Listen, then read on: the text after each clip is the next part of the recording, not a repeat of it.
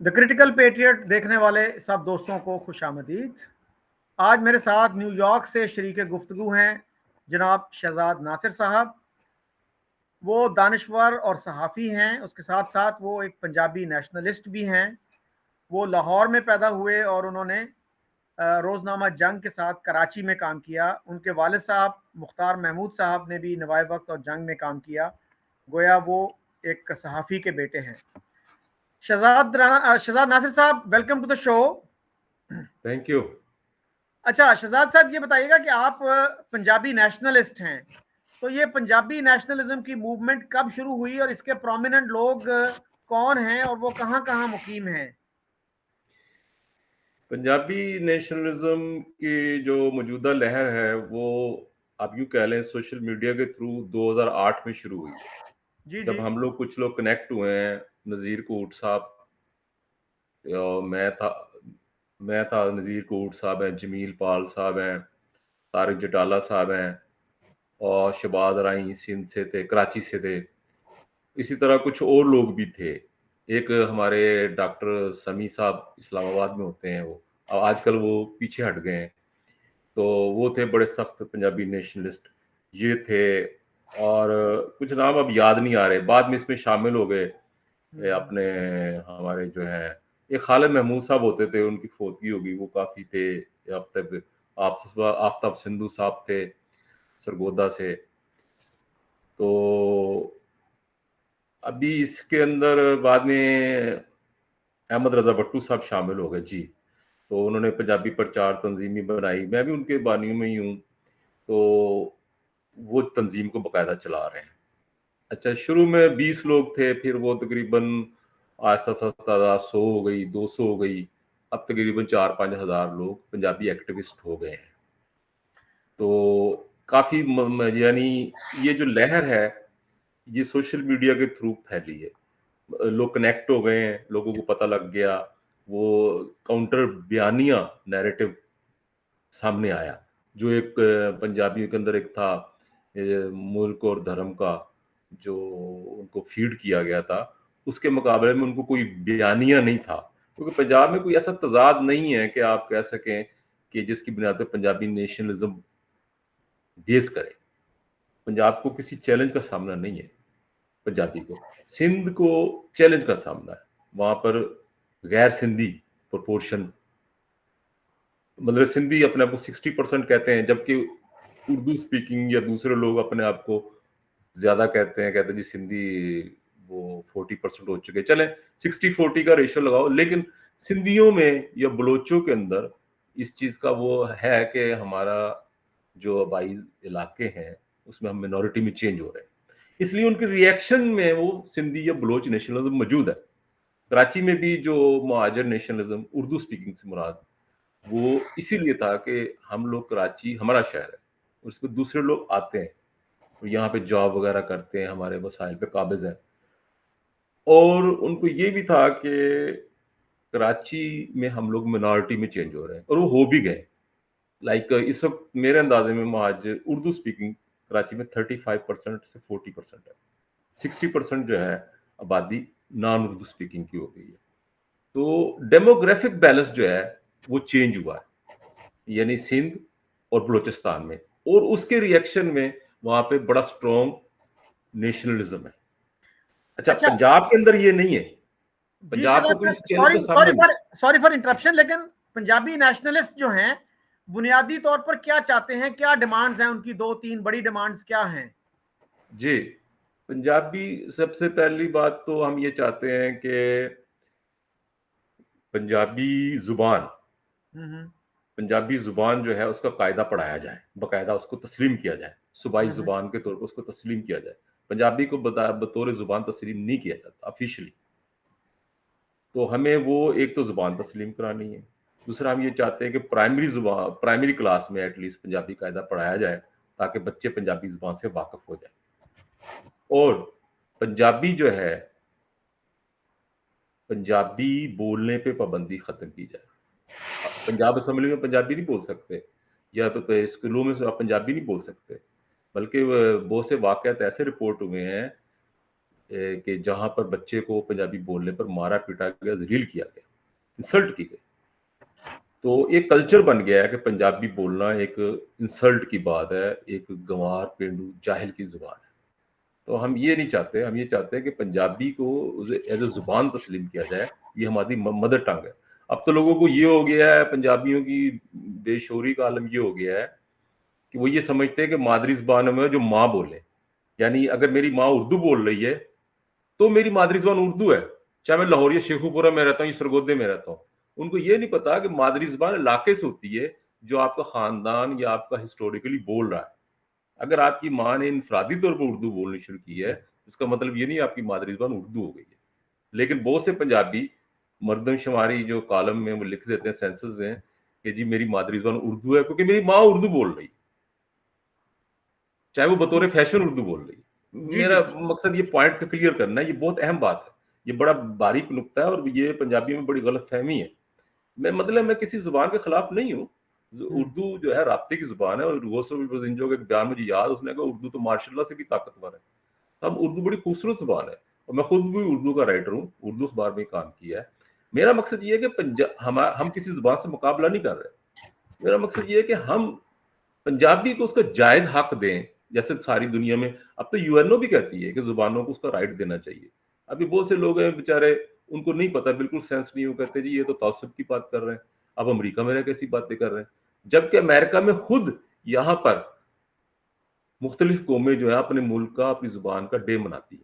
और मैं उस दिन वो पूरी जो है जो है सिटी है न्यूयॉर्क, उनको बाकायदा सहूलत देती है। अब डोमिनिकन डे मनाया गया, अब पाकिस्तान डे मनाया जाता है, फिर वो तो सारे कह देंगे आप तो अमेरिकन नेशनल है, आपको तो पाकिस्तान की बात ही नहीं करनी चाहिए। सिख अपना मनाते हैं, इंडियन अपना मनाते हैं। यहाँ पर तो कोई नहीं है, बल्कि यहाँ पर तो अदालत कोर्ट हो या हॉस्पिटल हो या कहीं भी हो तो आपको इंटरप्रेटर देते हैं। आप पंजाबी ज़ुबान का इंटरप्रेटर मिल जाता है। आपको वहाँ पे लाहौर में मिलता है पंजाबी ज़ुबान का इंटरप्रेटर। वहाँ पे जी आप ये तअस्सुब हो गया। अमेरिका में तअस्सुब नहीं है, वहाँ लाहौर में तअस्सुब हो गया। हम्म। तो ये क्या है? ये एक माइंडसेट बना दिया गया है। ये एक अच्छा ब्रेन वॉश कर दिया गया। जी शहजाद साहब, जी। पंजाबी नेशनलिज्म की फीलिंग अगर इतनी स्ट्रांग होती, इसकी जड़ें होती, तो 1947 में पंजाबी एक दूसरे का कत्लेआम ना करते। 47 में जितना कत्लेआम पंजाबियों ने पंजाबियों का किया, किसी और ने नहीं किया। देखें, पंजाबी जो है, पंजाबी नेशनलिज्म कभी भी नहीं था। पंजाबी हमेशा मज़हब की बुनियाद पे डिवाइड हुआ है और अगर थोड़ा बहुत अगर पंजाबियों में शऊर आ भी रहा था थोड़ा बहुत, तो 1947 की तक़सीम ने पंजाबी नेशनलिज्म को कब्र में उतार दिया। सीधा-सीधा कब्र में उतार दिया। क्योंकि जो थोड़ी बहुत वो कौम बन भी रही थी, पंजाब की जो रिवर्स गियर लगा है वो 1920 या 30 से लगा है, जब खिलाफत मूवमेंट चली है। खिलाफत मूवमेंट के ज़रिए पंजाबियों को जो है ना वो मज़हब की बुनियाद पे किया, जब तहरीक-ए-हिजरत की गई है और अल्लामा इकबाल की शायरी शुरू हुई है, तो अल्लामा इकबाल ने पंजाबियों को डीलिंक कर दिया अपनी माँ धरती से। उनको उनके ज़हन में ये बात आई कि आपकी जो है वतन, आपका ताल्लुक जो है उंदलस से है या समरकंद, बुखारा से या नील के साहिलों से। यानी उसने पंजाब की धरती की बात नहीं की है। जब पंजाबी आप मुसलमान जो है इकबाल की शायरी पढ़ रहा है और वो अपने आप को लिंक कर रहा है उसके साथ, तो फिर वो धरती के बारे में नहीं सोचता है। आपकी हिस्ट्री जो है वो वहाँ से शुरू करते हैं वो महमूद गज़नवी के हमलों से, ये मोहम्मद बिन कासिम के अटैक से। आ आपने उसको माइनस कर दिया है, चंद्रगुप्त मौर्य, बकर माजिद, चाणक्य, सबको आपने हिस्ट्री से माइनस कर दिया। हालाँकि वो पंजाबी थे। मैं तूर हूँ, राजपूत हूँ। हमारा जो सिलसिला नस्ब है अर्जुन से मिलता है, अर्जुन से मिलता है। अब मुझे कोई कह दे कि आप अरब हैं, मैं तो नहीं मानूँगा। मेरी हिस्ट्री जो है, मैं अपनी हिस्ट्री की नफ़ी नहीं कर सकता। मैं नहीं कह सकता कि मैं अर्जुन की औलाद नहीं हूँ। तो मुझे जी हमें हमें जो है अपनी हिस्ट्री को ओन करना चाहिए, मज़हब से हटकर। मज़हब, मैं मुसलमान हूँ, लेकिन ये मेरा ज़ाती अक़ीदा है। ये मेरा ज़ाती अक़ीदा है। ये जी कौमियत नहीं है, ये ज़ुबान नहीं है मज़हब। अरबी जी जो है यहाँ पर, अरबी जो है क्रिश्चियन भी बोलते हैं। मैं ये मेरा जो मोहल्ला है यहाँ पर इजिप्ट के क्रिश्चियन बहुत हैं। और वो देख के आप ये वो अरबी बोल रहे हैं, हमारे सादा लोग ये समझते हैं ये मुसलमान है। ये बहुत सारे 3-4 चर्च हैं अरबी इजिप्शियन क्रिश्चियंस के, कॉप्टिक। जी शहजाद साहब, बात यह है कि लैंग्वेज तो जो है बिल्कुल ठीक है कि रिलीजन एक अलग चीज है और जुबान और चीज है। तो 47 के जो फसादात थे उसके बारे में आप क्या कहेंगे? 47 के फसादात, देखें 47 के फसादात होने ही थे, क्योंकि एक आपने नजरिया जो है नफरत की बुनियाद पे आपने कहा कि जी हिंदू से अलग नहीं, हमने नहीं रहना साथ। आपने कह दिया कि मैंने साथ नहीं रहना है, आपने आगाज कर दिया। अच्छा, सिंध, बलूचिस्तान, केपी की या कश्मीर की सिचुएशन अलग थी, क्योंकि वहां पर वो मिनॉरिटी में थे। लेकिन पंजाब में जो मुसलमान थे, यूनाइटेड पंजाब में, वो तो मेरे ख्याल 52% थे। और पंजाब एक सूबा नहीं है, पंजाब इज ए कंट्री। देखें, पंजाब एक कंट्री है, पंजाब ने जन्म दिया है हिंदुस्तान। हिंदुस्तान जो भारत जिसका नाम है वो महाराजा भरत के नाम पे है। वो राजपूत था, वो महाराजा भरत जो है वो यहीं का था। तो आपको, आपने जब कह दिया कि हमने नहीं रहना, मुझे हैरानी होती है। देखिए यूपी है या बिहार है या सीपी है, उसमें मुसलमानों की तादाद 11% या 15% से ज्यादा नहीं थी मिनॉरिटी में। लेकिन ये पंजाब वो इलाका है जहां पर मुसलमानों की, नॉन मुस्लिम की तादाद 48% थी। आप एक ऐसी इलाके जिसके बारे में तो वाज़ेह तौर पर उन्होंने कह दिया था कि ये मुमकिन नहीं है कि पंजाब की तकसीम हो सके। शायद लॉर्ड बिबल ने कहा था, या किसने कहा था कि ये तो मुमकिन ही नहीं है इसकी तकसीम हो सके।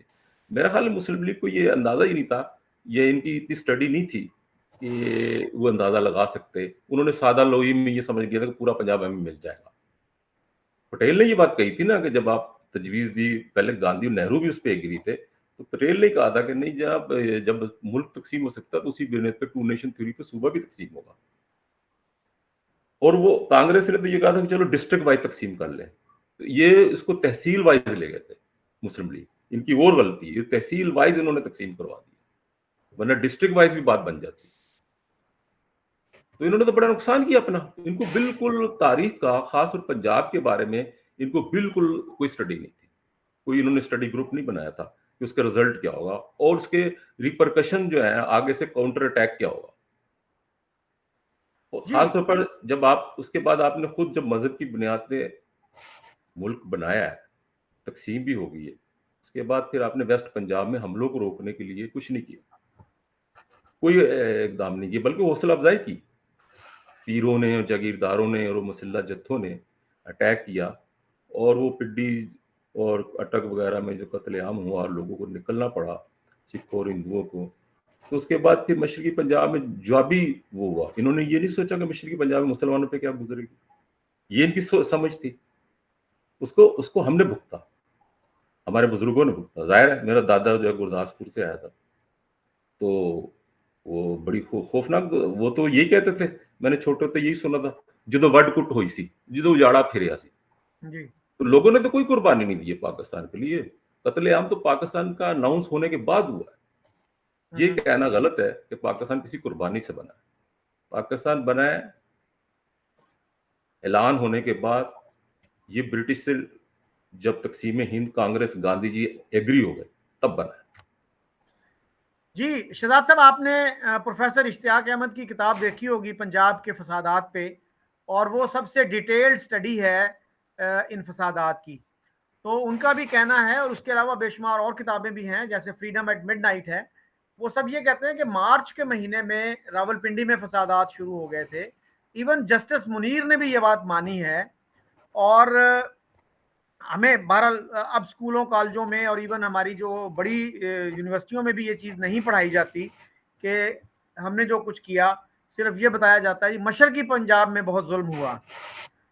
अच्छा सर, ये बताइएगा कि ये जो पंजाबी नेशनलिज्म की मूवमेंट है, इसकी कोई एक्सेप्टेंस ईस्ट पंजाब में भी है या ये बेसिकली वेस्ट पंजाब की मूवमेंट है? नहीं, ये तो वेस्ट पंजाब में हमारी है कि क्योंकि हम ये चाहते हैं कि पंजाबी जुबान का कायदा पढ़ाया जाए, पंजाबी ज़ुबान को जो खतरात लाहक हो गए हैं, उसको रोका जाए। दूसरा, हम ये पंजाब की तक़सीम रोकना चाहते हैं, हम इसको नहीं मानते हैं। देखिए बात सुनें, पंजाब की तक़सीम पंजाबियों का एजेंडा नहीं है, ये ज़िया-उल हक ने शुरू कराई थी। ज़िया-उल हक ने शायद मुझे ये नाम ही याद नहीं आ रहा, जस्टिस अंसारी कमीशन बनाया था। जस्टिस अंसारी कमीशन बनाया था ज़िया-उल हक ने, शायद ये 1987 की बात है या 86 की बात है। उसमें उसने कहा था कि हर डिवीज़न को सूबा बना दिया जाए। अभी इमरान खान यही बात कर रहा है। तो ये एस्टेब्लिशमेंट का पुराना एजेंडा है कि आप जो है सूबे ख़त्म करके डिवीज़न बना दो। अच्छा, जस्टिस अंसारी कमीशन ने तो ये कहा था कि जी ये पंजाब का नाम ही ख़त्म कर दिया जाए, और ये लाहौर, मैंने हेरल्ड में वो रिपोर्ट पढ़ी थी। हेरल्ड ने उसको ब्रेक किया था कि लाहौर और चनाब के दरमियान के सूबे का नाम होगा रचना। यानी पंजाब का नाम ही वो मिटा देना चाहता था ज़िया-उल हक। और ज़िया-उल हक ने ही फर्स्ट टाइम हिस्ट्री में, 5000 साल की हिस्ट्री में पहली बार सेंसस में सराइकी का कॉलम ऐड किया। और उसके लिए कोई तहरीक नहीं चली थी, ना कोई हड़ताल हुई थी, ना कुछ हुआ था, कुछ भी नहीं हुआ था। अभी भी फिर इन्होंने ये किया हरकत। अभी जो सेंसस में अगली आ रहा है, इसमें उन्होंने पटवारी को अलग कर दिया पंजाबी से। यानी ये पंजाब का जो है साइज छोटा कर रहे हैं। ये लाहौर से झेलम तक कर रहे हैं, और यानी खानेवाल से लाहौर, लाहौर से झेलम, माझे का जो इलाका है उसको ये पंजाबी करार दे रहे हैं, और गैर माझी पंजाबी डायलेक्ट को ये अलग जुबानें करार दे रहे हैं, और उसकी ऑफिशियल रिकॉग्निशन इन्होंने खुद की है। इसकी कोई डिमांड नहीं है, ना कोई तहरीक आपने कहीं देखी चलते हुए, कोई हड़ताल हुई हो, किसी ने डिमांड की, नहीं। ये खुफिया हाथ है जो पंजाब को छोटा कर रहा है। अच्छा, अब इसके पीछे क्या है मेरा एनालिसिस? उसके पीछे ये है कि 1971 के पाकिस्तान टूटने से इन्होंने ये फैसला कर लिया है कि डेमोग्राफिक बैलेंस चेंज कर दिया जाए। 71 में मशरकी पाकिस्तान में जो बंगालियों की आबादी 97% थी, तो और वो चारों तरफ से इंडिया से घिरा हुआ था, तो वहां पे मेरा ख्याल 2-3% ही बिहारी आबादी थी, जो सिर्फ चंद शहरों में थी। वो शहर और ढाका में भी उनकी चंद मोहम्मदपुर, मीरपुर कॉलोनीज थी, बस थोड़ी सी। तो उसके बाद इन्होंने ये फैसला किया कि सूबों के तवाज़ुन आबादी को चेंज किया है। तो सिंध में, बलूचिस्तान में काफी हद तक हो गए कामयाब। अब पंजाब का मसला ये था कि सारे पंजाबी थे, तो इसका हल ये निकाला है कि पंजाब का साइज छोटा कर दिया जाए। ऑलराइट। लाइक अयूब खान के जो सेंसस है, पंजाब की आबादी, पंजाबी जुबान 62% थी, हिंद को अलग कर दी। फिर इन्होंने सराइकी अलग की, वो 15% हो गई। अभी पंजाबी जो है ना 35% हो गई। अभी इन्होंने पटवारी अलग कर देनी है, तो पंजाबी का साइज ये लाएंगे 25%। अब जब बात होगी कि जी पंजाब मेजोरिटी में है, नहीं जी, पंजाब तो सिर्फ 25%।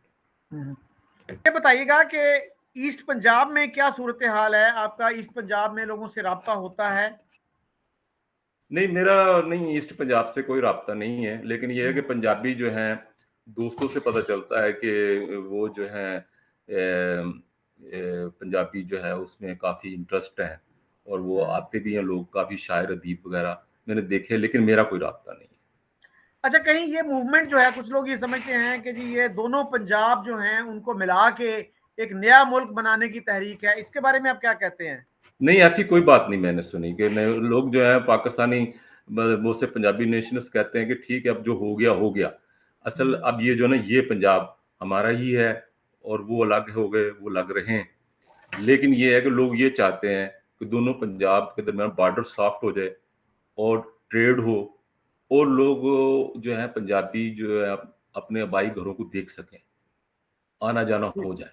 लोग बहुत से जैसे होशियारपुर, गुरदासपुर, अमृतसर, लोग अपने आबाई जो बुजुर्ग है अपने घरों को याद करते हैं, वो देखना चाहते हैं, लेकिन नहीं जा पाते। तो लोग ये चाहते हैं कि जनाब अली, इस तरह सिख जो हैं वो आना चाहते हैं, ननकाना साहब आज़ादी से, ये हसन अब्दाल वगैरह, तो उनको भी आने दिया जाए, तो बॉर्डर सॉफ्ट हो, और पंजाबी को स्पेशल वीजा नरम किया जाए, तो अपने भाई घरों को देख सकें, ये लोग चाहते हैं जी।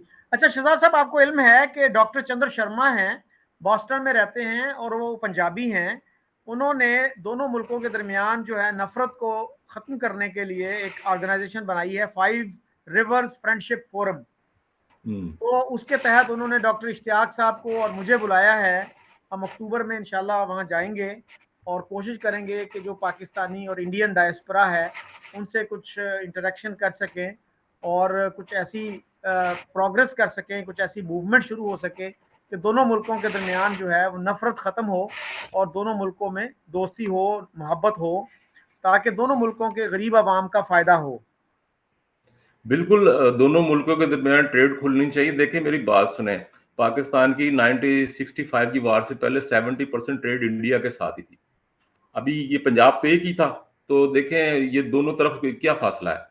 रोड, सड़कें, रेलवे लाइन सारी बनी हुई है, आपको कोई कास्ट ही नहीं पड़ती। अभी आप दुबई के वाया दुबई जो है, आप वो दुबई में तो कोई सब्जी नहीं वगैरह नहीं होती, तो वो इंडियन वहां पे आप सारा खर्चा देते हैं, उनके टैक्स भी देते हैं, फिर इधर से कास्ट आपको पड़ती है और आप बड़े खुश होते हैं कि आपने जो है वो दुबई से इंपोर्ट की है। तो ये एक अहम काना बात है। हमें सीधा सीधा इंडिया के साथ तजारत करनी चाहिए। और जब 64 तक हमारी तजारत थी, तो उस वक्त क्या पाकिस्तान इंडिया अलग मुल्क नहीं थे? क्या उसको दो कौमी नजरिया नहीं था? अभी ये कोई नया नजरिया ईजाद हो गया है? ये सब ड्रामेबाजी है। इनको ये सारे सरहदे को नरम करना चाहिए। और बाकी रहा कश्मीर का मसला, देखिए कश्मीर का मसला आप 2 जंगें लड़ चुके हैं, हम कश्मीर जंग से नहीं ले सकते, डिप्लोमेसी से। अब बल्कि मेरा ख्याल अब हम ले ही नहीं सकते, हमें अब ये आज़ाद कश्मीर को ही सुबह बनाना होगा और इंडिया के साथ कोई पीस ट्रीटी करना होगा। और दोनों मुल्कों के दौरान हमें अब ये दो कौमी नज़रिया और अरब हिस्ट्री और तलवार और वो नसीम हजाजी के नावलों के दौर से निकलना चाहिए। ये ग्लोबल वर्ल्ड है, ये सिर्फ मार्केट इकॉनमी का दौर है। हम जो है वो ये हारून रशीद जैसे दूसरे जो एंकर बैठ के पता नहीं कौन से खलीफा हारून रशीद के किस्से सुनाते रहते हैं, हमें ये किस्से नहीं चाहिए। लोगों को बेवकूफ बनाना बंद किया जाए। लोगों के मसाइल दूसरे हैं, आबादी बहुत बढ़ चुकी है, आप डैम बनाएं, आप जो है आप नई टेक्नोलॉजी अख्तियार करें, आप तालीम का आगाज करें, आप हमसाया मुल्कों के साथ तजारत करें। पाकिस्तान के मसाइल बहुत ज्यादा है, लोग अब पाकिस्तान में जोम्बी बन चुके हैं। लोगों की तो कोई समाज स्टडी नहीं है, लोगों की सेहत बहुत खराब है। हेपेटाइटिस सी पूरे मुल्क में फैला हुआ है, लोग मर रहे हैं वहां पर। और ये लोगों को किस्से सुनाते रहते हैं हम दुनिया में छाए हुए थे। तुम नहीं छाए हुए थे। मेरी अभी वो एक मैं वहां खड़ा हुआ था, एक अरब से मेरी बात हुई, तो उसने नाम हुई, तो मैंने उससे उसने पूछा तुम्हारा नाम क्या? मैंने कहा नासिर। कहना नासिर, तुम्हारा नाम तो अरबी है, तुम्हारा अपना नाम क्यों नहीं है इलाके का? तो मैंने कहा नहीं, ये इस्लामी नाम की वजह से। तो कहना तुम लोगों के अपने नाम नहीं है? उसको ताज्जुब हुआ, उसको हाँ, ताज्जुब हाँ। हुआ। मैंने कहा ना हमारे तो अपने नाम है, हमने तो किसी का नाम नहीं लिए, तुम लोगों ने हमारे नाम लिए में। तो ये अहमकों की दुनिया में रहते हैं, वहां बैठे हुए पाकिस्तान में लोगों को 100 चैनल खोले हुए, उसी पे उनको एंकर जो ना दिन रात पाकिस्तानी को एक ही कहानी सुनाते रहते हैं कि हमारा माजी ये था। वो हमारा माजी नहीं है, हमारी हिस्ट्री ये है जो आप जहां पे आज जिंदा है, उसको आप जी, फॉलो करें। जी शहजाद साहब, मैंने अभी चंद घंटे पहले, मैं एक दो दोस्त हैं हमारे, एक इंडोनेशिया में काम करते हैं और दूसरे जो हैं उनका कुछ इंटरेक्शन रहा इंडोनेशियंस के साथ। तो वो बता रहे थे कि मैं ट्रेनिंग पे था ह्यूस्टन में, अमेरिका में। तो मैंने जुमे के लिए छुट्टी ली थोड़ी देर के लिए। तो मेरा एक उसी कोर्स में एक इंडोनेशियन था जिसका नाम विष्णु था। तो मैं जब जाने लगा जुमे के लिए तो वो कहता मुझे भी ले चलो। तो मैंने कहा तुम हिंदू नहीं हो? कहता नहीं, मैं मुसलमान हूं। और इस तरह के नाम काफी कॉमन है वहां पे। और वहां के जो सदर हैं उसने कहा कि मेरे पोते का नाम जो है वो नरेंद्र है। और एक इंडियन ने पूछा किसी इंडोनेशियन से कि इतना ज्यादा हिंदू कल्चर कैसे है आपके यहाँ? उसने कहा भाई, हमने अपना मजहब बदला था, अपने आबाओ अजदाद नहीं बदले।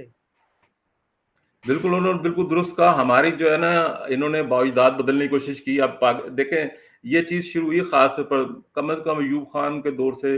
पाकिस्तान सेकुलर था, वो उसने कोई बड़ा चेंज नहीं किया। 1970 से पाकिस्तान में चेंज आया। चेंज लाने का सिलसिला भुट्टो ने शुरू किया है। लोग ज़्यादा को कहते हैं, लेकिन भुट्टो ने शुरू किया है। अभी हमारे पीपली या हमारे दोस्त नाराज़ हो जाएँगे और वो लठ लेके मेरे पीछे पड़ जाएँगे ही सुनने के बाद। लेकिन सॉरी टू से, वैसे तो मैं भी भुट्टो साहब का बड़ा फ़ैन हूँ।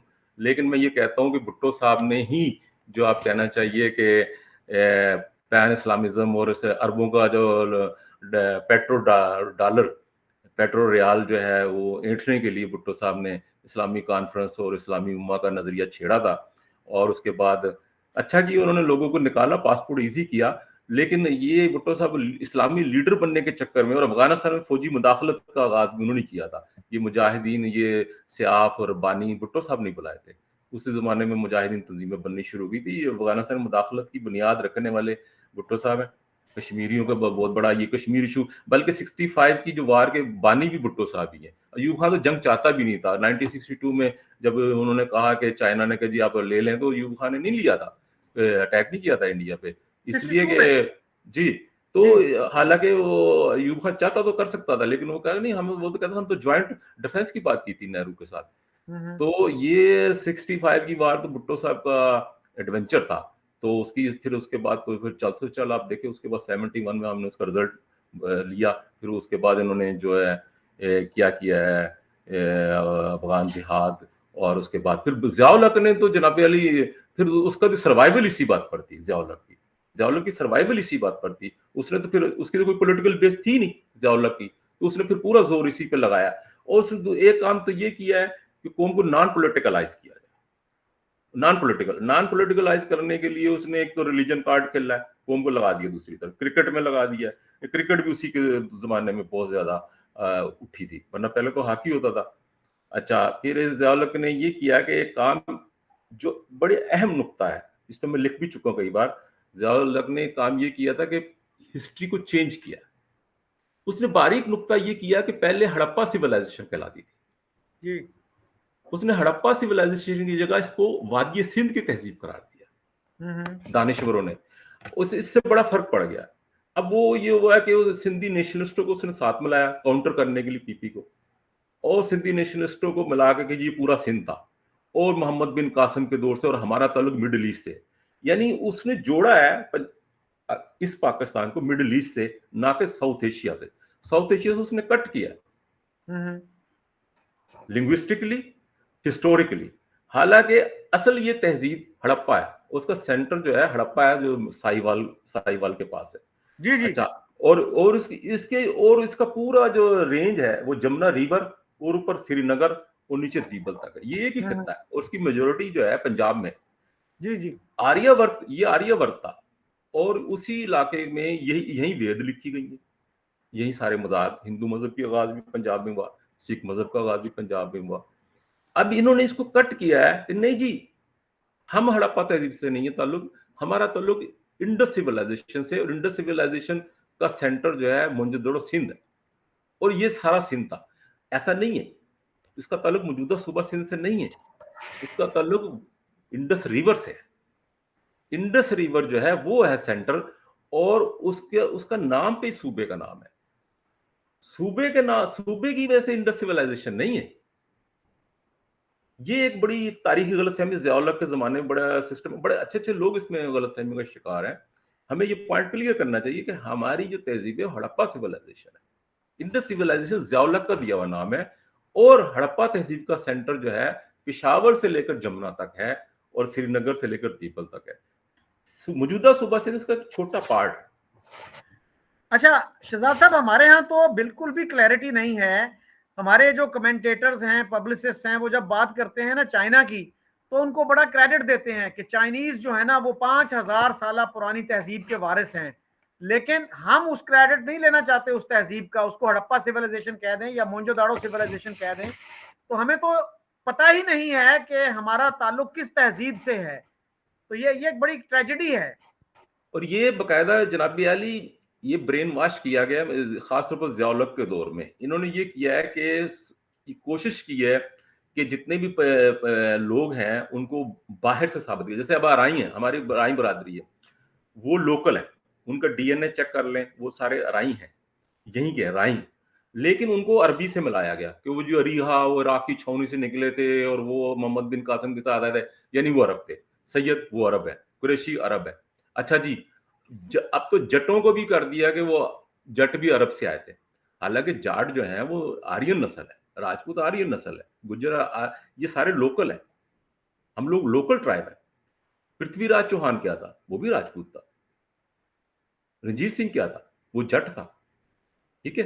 इन्होंने सबको नॉन लोकल किया। कियानी है जी, वो भी वहां से, हालांकि कियानी भी लोकल है, अब्बासी जो पिंडी मरी के लोग हैं, ये असल में राजपूत हैं। इन्होंने भी देखा देखी अपने आप, यार अरबों की आबादी कितनी थी, 3-3 दिन की मुसाफत के बाद कोई बंदा नजर आता था।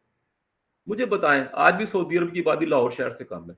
वो वहां से कितने लोग निकल आए हैं कि जहां जहां आबादी नहीं थी, वो सारे पाकिस्तान में करोड़ों लोग अरबी हो गए, अरबुल नस्ल। कमान, इससे ज्यादा बचकाना थ्योरी कोई नहीं है। लेकिन टीवी के जरिए और उस स्टेट मीडिया जो पॉलिसी है उसके तहत इन्होंने ऐसा ब्रेन वॉश कर दिया है कि जो ना लोग बड़े फख्र से कहते हैं हम तो बाहर से आए हैं। तो बाहर से आए हैं तो भाई आप बाहर वापस चले जाओ अपने माँ धरती में वापस। वो हमें किसी हमने ने तो नहीं सर, कहा आप यहाँ रुके रुके रहे। किसी ने शहजाद साहब कहा था उतने सैयद जितने पाकिस्तान और इंडिया में हैं वो सऊदी अरब में नहीं है। सैयद इंडिया सऊदी अरब में है ही नहीं। सैयद वो तो किसी को कहने के लिए, जैसे यहाँ अमेरिका में जब नाम नहीं जानते हो तो वो कहते हैं sir please listen to me sir. या अच्छा, या जैसे हमारे यहाँ पंजाबी में कहते हैं भाई साहब गल सुनो। तो ये सैयद तो वहां पर है। अभी वो गांधी को भी सैयद ही लिखा था उन्होंने, एक जगह पर वो आए सैयद, इन्होंने बड़ा हंगामा नेहरू, किया। जी नेहरू, सैयद नेहरू, सैयद नेहरू लिखा था जी सैयद का। नेहरू, तो इनको बड़ी तकलीफ हुई कि यार सैयद क्यों लिखा। मैंने तो एक अपनी फेसबुक पोस्ट में लिखा था, मैंने कहा असली सैयद की पहचान ये है कि उसको अगर आग में जलाया जाए तो वो नहीं जलेगा। तो बेहतर ये है कि पंजाब के सारे शहरों में भांबड़ मचा के सैयदों को फेंका जाए। जो असली सैयद है उसकी हम इज्जत कर लेंगे, जाली सैयद है हमारी उनसे जान छुट जाएगी। तो बड़े नाराज हुए, यार तो सैयद ही तौहीन कर रहे हैं। मैं कहा यार तौहीन की कर रहे हैं, मैं तो असली सैयद की पहचान कर रहे हैं। वो सर एक दफा मौदूदी साहब ने कहा था कि हम जब अरब जाते हैं तो हम शेख हो जाते हैं, मौलवी को शेख कहते हैं ना अरबी में। जी जी और जब नेहरू अरब जाता है तो वो सैयद हो जाता है। जी जी। सैयद तो रिस्पेक्ट के लिए, कोई जात या, नहीं है, कोई कास्ट नहीं है, इन्होंने बनाया हुआ कास्ट।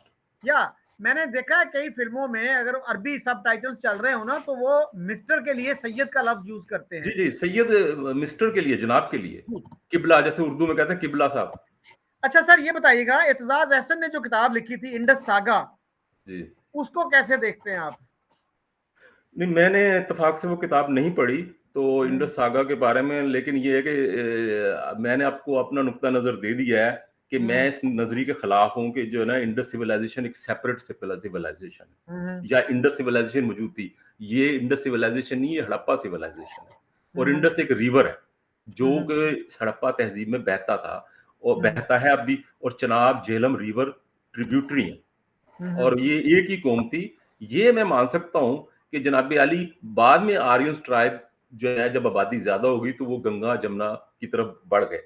लेकिन देखिए बात सुने, पिशावर से लेकर वेस्ट बंगाल तक, ईस्ट बंगाल की बात नहीं करता, वेस्ट बंगाल तक लोगों का डीएनए मोस्टली एक है, हिस्ट्री एक है। और श्रीनगर से नर्मदा तक हम कह सकते हैं, बॉम्बे तक, ये जो गुजरात और राजस्थान और मशरकी पंजाब यूपी के जाट राजपूत गुज्जर, ये पंजाब के राजपूत जाट, ये एक ही हैं। मजहब जो है वो अलग हो गए हैं, लेकिन हमारे हम नस्ली तौर पर और खित्ते के लिहाज से और हिस्टोरिकली एक ही हैं। और हमें उसी तरह चलना चाहिए। असल में हमें यूरोपीय यूनियन की तरह चलने की जरूरत है। जैसे यूरोपीय यूनियन उन्होंने सॉफ्ट बॉर्डर कर दी। यूरोप में कितनी बड़ी मजहबी जंगें हुई हैं। हम देखें ना, 13वीं-14वीं सदी में कैथोलिक और प्रोटेस्टेंट की जंगें हुई हैं, और वो जर्मनी और फ्रांस एक दूसरे के दुश्मन रहे हैं। रशिया रहा है, फ्रांस इंग्लैंड को फ्रेंच की हकारत से पुकारते थे। तो आखिरकार उन्होंने रियलाइज कर लिया कि हम इन चीजों पे नहीं चल सकते। हमें भी ये बात रियलाइज करनी पड़ेगी, और हम लड़ नहीं सकते। अब हम नहीं लड़ सकते। मैं आपको बताता हूँ, मैं आपको भी पता होगा जाहिर है, अब लाहौर में वो बॉर्डर तक लोग आबाद है। जी जी। इसका मतलब आपको पता चल गया ना कि आपने नहीं लड़ना है, वरना आप आबादी नहीं होने देते। मेरा वो एक रिश्तेदार थे, तो उन्होंने मुझे बुलाया, तो वो मैं वहां गया, तो हम लोग, मेरा ही हम उम्र था, मैं 10 साल पहले की बात बता रहा हूँ। तो उसकी शादी हुई थी, तो उस वक्त उसने मुझे छत पे ले गया, तो आसपास आबादी हो रही थी, तो बीच में आबादी नहीं थी। तो उसने कहा वो सामने देख रहे हैं लाइटा बल्ब, रोशनी नजर आ रही। मैं क्या, हाँ। कहता वो इंडिया का, वो पाकिस्तानी का। ओके। मैंने कहा ये जो सामने वाली आबादी नजर आ रही इंडिया है? कहला हाँ। और मैं कहला ये असि जड़े हैं लाहौर की आखिरी आबादी है। मैं कहा यार अगर जंग छिड़ गई तो फिर की हो जाएगा? फिर की होगा? कहना वो फिर अल्लाह मालिक सारी दुनिया रह रही है। तो मतलब ये है कि आप ये देखें कि आपकी सारी आबादी साथ साथ है, वो तो पंजाब की गैर फितरी तकसीम है ना। नेचुरल तो पंजाब एक ही है, ये पॉलिटिकल तकसीम है। नेचुरल तो पंजाब एक ही है। तो आपने नेचर के साथ जंग किया, नेचर था, आपके दरिया बढ़ गए, आपके शहर बढ़ गए। आप देखिए लाहौर इधर है, अमृतसर उधर है, बॉर्डर है, वो दो शहरों के दरमियान जंग हो रही है। कसूर इधर है, खेमकरून उधर है जी। सियालकोट इधर है, दूसरी तरफ जम्मू है। नारोवाल इधर है, दूसरी तरफ गुरदासपुर है। जंगे तो अच्छा आपके जी जी शहजाद साहब, जिन्ना साहब ने मई 1947 में बड़ी एक इंटरेस्टिंग बात की थी माउंटबेटन से, और उन्होंने कहा था कि आप अगर हमें पाकिस्तान दे रहे हैं तो पंजाब पूरे का पूरा हमें दीजिएगा, बंगाल पूरे का पूरा हमें दीजिएगा, क्योंकि एक पंजाबी जो है वो पहले पंजाबी होता है, उसके बाद वो हिंदू या मुसलमान होता है। इसी तरह एक बंगाली जो है वो पहले बंगाली होता है, उसके बाद हिंदू या मुसलमान होता है। तो फिर दो कौमी नजरिया कहाँ रह जाता है? और माउंटबेटन ने उसका बड़ा इंटरेस्टिंग जवाब दिया था। उन्होंने कहा आपने तो मुझे बड़ा अच्छा आर्गुमेंट दे दिया इंडिया को मुत्तहिद रखने का। इसी तरह एक इंडियन जो है वो इंडियन पहले होता है, मुसलमान या हिंदू बाद में होता है। आप कैसे देखते हैं स्टेटमेंट को? जी, देखिए बात सुने, जिन्ना साहब के बारे में तो मेरा पूरा यकीन है कि उन्होंने उनकी जो है कोई स्टडी नहीं थी पंजाब के बारे में, ख़ास तौर पर पॉलिटिक्स में। ना उन्होंने पंजाब का ज्योग्राफिया जानते थे, ना पंजाब के दरियाओं की, ट्राइब्स की, और हिस्टोरिकली उनको कुछ पता नहीं था। ठीक है, वो वकील थे, एक कामयाब वकील रहे होंगे, लेकिन उनकी अपने प्रोफ़ेशन तक ही हद तक थी। लेकिन एक लीडर की जो एक पूरी बैकग्राउंड होनी चाहिए, उसको हिस्ट्री का, इलाके का और रुझानात का और किसी तहरीक के नताइज का पूरा अंदाजा हो, उनको बिल्कुल अंदाजा नहीं। तो ऐसा लगता है जैसे बिल्कुल सादगी से उन्होंने ये समझ लिया था कि भाई जी पूरा पंजाब मिलेगा। देखे ना, अभी पंजाब अगर वो मिल जाता तो दिल्ली तक बॉर्डर होता, तो पटेल ने कहा कि नहीं जी, ये तो जिस बुनियाद पे तकसीम हुई है मुल्क की, उसी बुनियाद पे सूबे भी तकसीम होने चाहिए, सूबे भी तकसीम होने चाहिए। तो इन्होंने कहा कि जी ये कैसे, तो माउंटबेटन ने एग्री किया।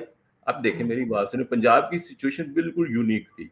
पंजाब में मेरा ख्याल है 52% मुसलमान थे, ये 51, 48 49% तो नॉन मुस्लिम थे। आप किस बुनियाद पे आप कह सकते हैं कि जी पंजाब में इतना बड़ा, जो पंजाब तो कंट्री है, इतना बड़ा पंजाब है जो जर्मनी फ्रांस से भी बड़ा है, और आपने उसको जनाब आली, जहाँ पे 3 मज़ाहब के लोग और एक ही नस्ल के, लेकिन जिनके मज़हब अलग-अलग हो चुके हैं, आप वो साथ-साथ रह रहे हैं हार्मनी के साथ, ठीक है? 1925 से पहले तो पंजाब बिल्कुल सही था। तो आपने कि वहाँ पर मज़हबी नफ़रत फैला के आपने लोगों को कर दिया, उसके बाद फिर आप कहते हैं कि जी वो एक साथ रहें। मेरी कई सिखों से बात हुई है, तो उन्होंने कहा कि ये बहुत बड़ी डिबेट है सिखों के अंदर भी कि हमें पाकिस्तान में रहना चाहिए था या पाकिस्तान में या इंडिया में। तो वो मेरा दोस्त ही है सुरेंद्र, तो उसने कहा कि बात ये है कि मैं ये समझता हूँ कि हम इंडिया में आ गए अच्छा हो गया। ठीक है, हमारे मज़हबी मकामात आपके साथ हैं और हमारी ज़ुबान भी आप ही है, पंजाबी हैं आप भी, हम भी हैं। लेकिन जो मज़हबी ज़्यादा नफ़रत फैल गई, उसको हम इकट्ठे नहीं रह सकते। और दूसरा ये कि आप हशर कर रहे हैं क्रिश्चियंस के साथ या अहमदियों के साथ, उसके बाद तो फिर कोई वजह रह ही नहीं गई कि हमें साथ रहना चाहिए। तो उसकी बात में लॉजिक थी, मैं चुप हो गया।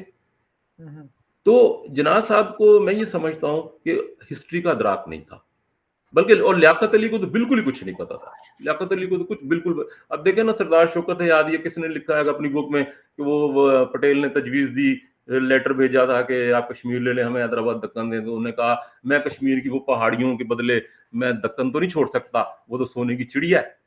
तो देखिए एक आदमी का जब पॉलिटिकल सेंस ये हो, मैंने कई बल्कि पढ़ा था कि कोई आपसी के माहिर थे, मैंने वो पोस्ट भी की थी, आपसी के माहिर थे, तो उन्होंने कहा कि जिन्ना साहब को कि दरिया तकसीम के बाद जो दरिया हैं आपके, वो उनका मंबा इंडिया में रह जाएगा और वो जो दरिया हैं उनको वो पानी रोक लेगा फ्यूचर में।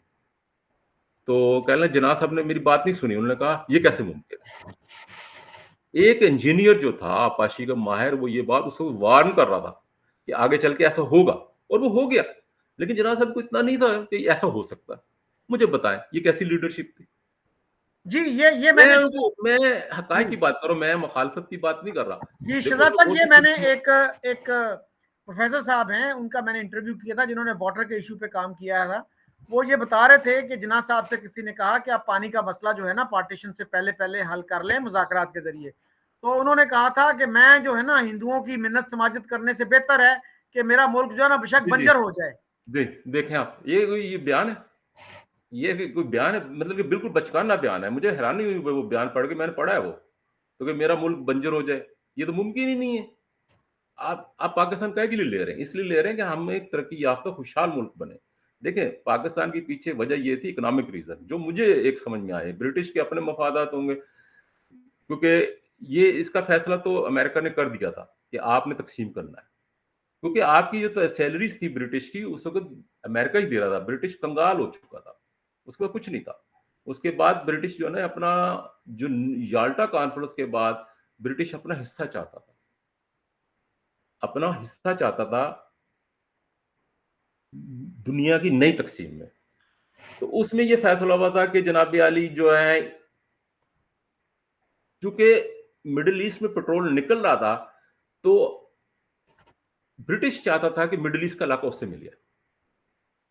अब ये देखें, ईरान का जो इराक और ये एमिरेट्स के इलाके जो थे, ब्रिटिश के पास थे। इसलिए उनको 70 में मेरा ख्याल आज़ादी दी। जैसे ये 65, 70, 75 में ये लोग आज़ाद हुए हैं, कुवैत वगैरह, एमिरेट्स।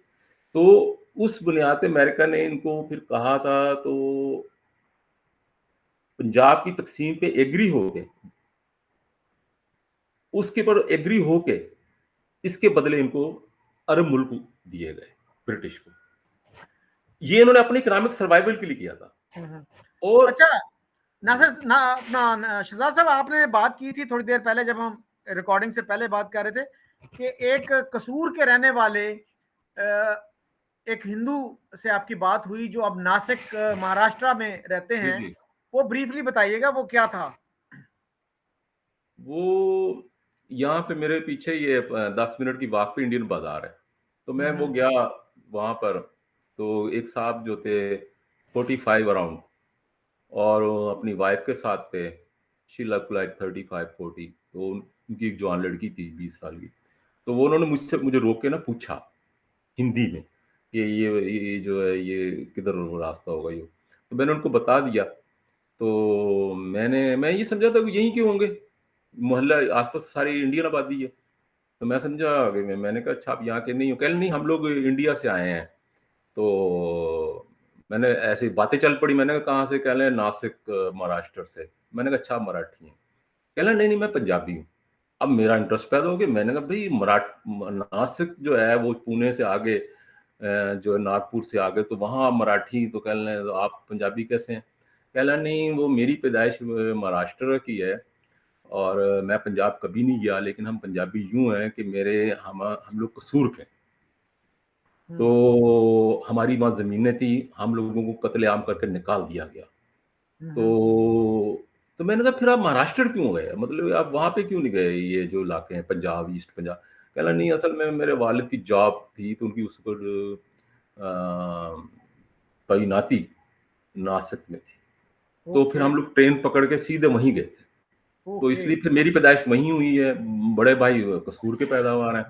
तो हम लोग कहने लगा कि मैं तो पंजाबी, हमारे घर में तो पंजाबी बोली जाती है। तो मुझे बड़ी हैरानी, मैंने कहा, तो कहने लगा कि हम लोगों को हमारे घरों से निकाला गया, कत्ल किया गया। मैंने कहा कत्ल दोनों तरफ हुए हैं। तो उसको कहना कहाँ? मैंने कहा ईस्ट पंजाब में भी कत्ल हुआ है मुसलमानों का। उसको नहीं पता था ये बात। तो मैंने उससे ये अंदाज़ा लगाया कि वहाँ पे जो हिंदू सिख है पंजाबी, उसको ये बताया गया कि वेस्ट पंजाब में कत्ल हुआ, उनको निकाल दिया गया। लेकिन उनको ये नहीं बताया गया कि ईस्ट पंजाब में भी जवाबी कत्लेआम हुआ और वहाँ से लाखों मुसलमानों को निकाला गया। अच्छा, जिस तरह हमारे यहाँ हिस्ट्री को हाइड किया गया है वेस्ट पंजाब में हिंदू सिख के कत्ल से, हमें नहीं पता किसी को भी। लोग नहीं मानते। जब मैंने लिखा था कई दफ़ा, लोगों ने बड़ी लड़ाइयाँ की मुझसे, मतलब फेस किया ना। तो ये जो ईस्ट पंजाब है, जिस तरह इसी हमारे यहाँ ये बताया जाता है कि ईस्ट पंजाब में हिंदू सिख को कत्ल हुआ है, इस तरह वहाँ पर ये बताया जाता है कि वेस्ट पंजाब में हिंदू सिख को मुसलमानों ने कत्ल किया है। राइट। और वहाँ मशरकी पंजाब के कत्ल, ये दोनों हकीकतें दोनों तरफ छुपाई गई हैं। मैंने शहजाद साहब एक अपने कोलीग से पूछा, लतीफ चौधरी नाम है उनका, तो मैंने कहा जी पाकिस्तान में इंडिया से नफरत क्यों पाई जाती है, इतनी ज्यादा नफरत क्यों है? तो उन्होंने कहा वो 47 में मुसलमानों के साथ जो जुल्मो सितम हुआ उसकी वजह से है ये। तो मैंने कहा वो जुल्मो सितम तो इस तरफ भी बहुत हुआ था हिंदुओं और सिखों के साथ। तो वो जी, जी। कहने लगे कि नहीं, मुसलमान इतना जुल्म नहीं कर सकता। तो मैंने उनसे फिर कहा, मैंने कहा जी आपने हज्जाज बिन यूसुफ का नाम सुना है कभी? वो किस तरह का बंदा था, क्या वो मुसलमान था कि नहीं था।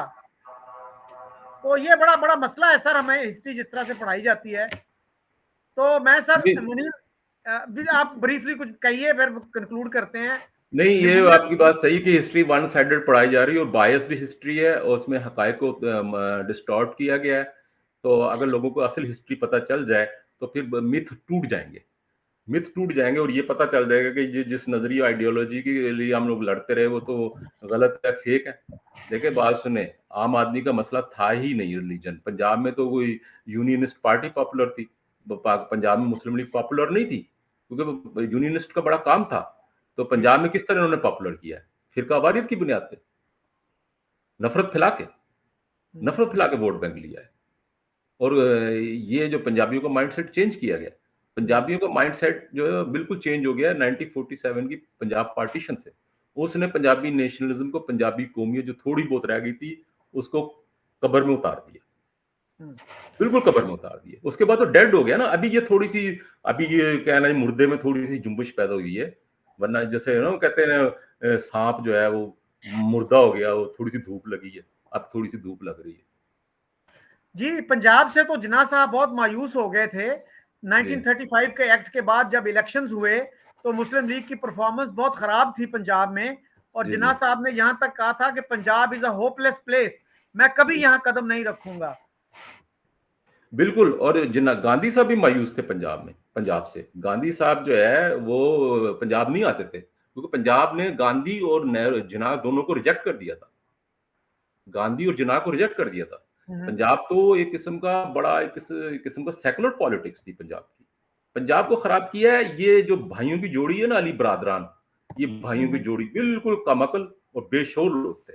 इन्होंने तहरीक खिलाफत चला दी। वो अतातुर्क अपने मुल्क में वो तहरीक खिलाफत खत्म कर रहा है जी, और ये पंजाब में बैठ के और यहाँ पर यूपी में बैठ के तहरीक चला रहे हैं।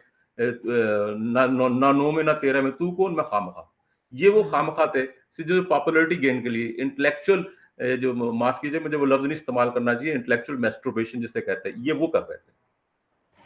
और ये सैयद अहमद शहीद कौन था? सैयद अहमद शहीद कौन था? ये किसका एजेंट था? हमें तो हमारी तारीख में पढ़ाया जाता जी वो करने के लिए। रंजीत सिंह तो सेकुलर हुक्मरान था और उसकी फौज में बड़े अहम ओहदेदार थे। ये फकीर अजीज ये जो थे, मैं तो भाटी गेट वो लाहौर का हूँ, तो वो हमारे मोहल्लेदार थे। उनकी मैंने देखा फकीर म्यूजियम, वो पंजाब के वजीर खारजा थे। और ये कई लोग जो है बड़े अहम ओहदों पे थे, ये जिन्होंने लश्कर कशी की थी भिम्बर की तरफ, गोसा गोसा, वो जो है फौज का वो पंजाबी मुसलमान था, रंजीत सिंह की।